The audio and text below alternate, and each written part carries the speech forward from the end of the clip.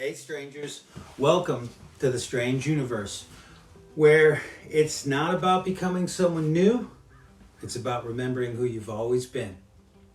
I want to ask you a question today. Do you ever feel like you're constantly battling with yourself, like there's this part of you that just won't let go or keeps pushing in directions that you just don't want to go in? Then I want you to stick with me until the end of this video, because what I'm about to share might not make sense right away, but by the time you're done watching, you may start to see your ego in a completely different light. It's my hope that you'll understand why the inner struggles you face aren't something that you need to fight, why the ego isn't your enemy, and why embracing it might just be the key to your personal freedom. So stay with me, because this could be a moment that shifts everything you know about your ego and your place in the world. But first, if you've been watching these videos, you know the deal. The world is a strange place. It keeps us sick, it keeps us busy, and it keeps us distracted. So right now we're going to go ahead and do the global reset. In a second, we're going to take in a deep breath and we're going to think about something that's been weighing you down. It could be a bill, it could be a fight, it could be a mistake that you just keep replaying over and over in your mind. So take that deep breath in and think of a thought that's weighing you down, a bill, a fight, that thing that's made you frown. And I want you to wrap it in that breath, okay? And release it. Yeah. Doesn't that feel good? All right, perfect. Now that you're present, let's talk about, well, the ego. Have you ever been told that the ego, that it's your enemy? It's something that needs to be defeated in order for you to try and find peace, in order to try and find freedom? What if everything you've heard about the ego, what if it's all been wrong? What if instead of something that needs to be destroyed, the ego is actually trying to teach you something vitally important? You see, your ego, it's your sense of self, the part of you that interprets experiences, it protects your identity, and it reacts to any challenge that you might have. Instead of seeing it as something to suppress, what we really need to learn is how to use it as a guide by becoming aware of its influence on our thoughts, on our emotions, and those behaviors. When we feel triggered, when we're defensive, when we're insecure, we can start to make it a practice to pause and ask, what is my ego protecting right now? Or what belief do I have that's being challenged? Rather than just reacting impulsively, we can use this awareness to shift our perspective.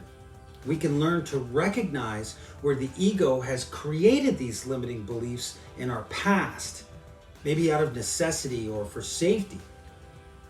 In daily life, this means embracing interactions not as failures, but as simply feedback. It means handling conflict with curiosity instead of defensiveness, and questioning self-doubt rather than accepting it as absolute truth.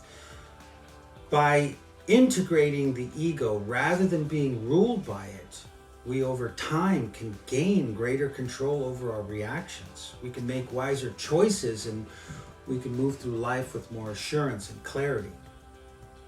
We've often been misled that the ego is too powerful to defeat, that it's loud because it's so powerful. It's an unstoppable force within us that needs to be silenced in order for us to grow. But again, this belief, I believe, is built on misunderstanding. The ego isn't loud because it's strong, it's loud because it's afraid.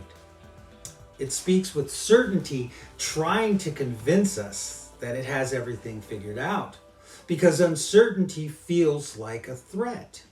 It demands control not because it craves power, but because it doesn't know any other way to protect you. Now, here's where it gets interesting. We've been conditioned to think that the ego is something to be destroyed, like a supervillain, the thing we must fight and defeat in order for us to experience happiness. But the strange truth is the ego isn't our enemy at all. It's a teacher. It's a messenger. It's showing us where we still need to grow. Every time we react in anger, every time you judge someone else or something, every time that you feel attached and in fear of letting go, that's the ego speaking. But it's not trying to control you. It's trying to show you where you still need to find some clarity, where you still need to heal. So why do we keep fighting it? You see, the more we resist, the more we defend, the more we argue, the stronger the ego seems to become. But it's not because the ego wants power over us.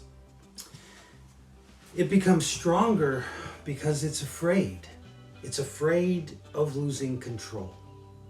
It has no choice, really, because the more we push against it, the more it clings to its beliefs and its needs to be right. But here's another truth. The more that we argue with the ego, the more we feed it. Every battle with it only strengthens its hold. And here's the part that might surprise you. You don't need to defeat the ego. You just need to understand it. The ego is not a force to be destroyed, but a part of you that needs to be understood. It's not something to fight, but something to observe and to learn from. It's a signpost. It's not a destination. You see, every judgment of people, every reaction that we have, every attachment, it's just an invitation. The ego, it's trying to show me something about myself that I maybe still avoid. Something that needs to be healed or understood better. Instead of trying to go egoless, right? As we often hear, we need to start observing the ego. Instead of fighting it, we need to ask ourselves, again, what is this reaction trying to show me? What fear is lurking beneath my defensiveness? Because the more I observe, the less control the ego has over me. When I stop resisting the ego, it begins to soften. It becomes a valuable helper, not a relentless slave driver. It shifts from being a source of conflict to being a tool that helps me better avoid conflict and navigate the world with greater wisdom.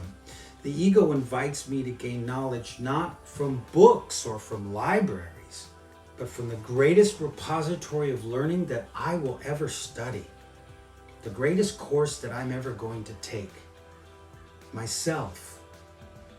Here's the simple truth that I believe can change everything. The ego, it doesn't need to be dissolved, it needs to be incorporated. It's like a puzzle piece that has its place in the bigger picture.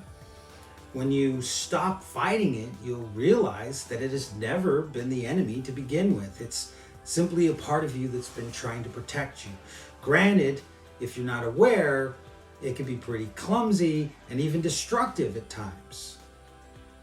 But in time and with conscious attention, the ego loses a little bit of its power over you, not because you've destroyed it, but because you've come to understand it.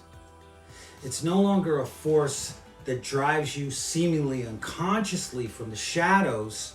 Instead, it becomes a part of you that can help guide you through the complexities of life. When you surrender your need to control the ego, when you embrace it as a small part of your whole self, and you don't completely identify with it, it transforms. It becomes a valuable ally in your journey.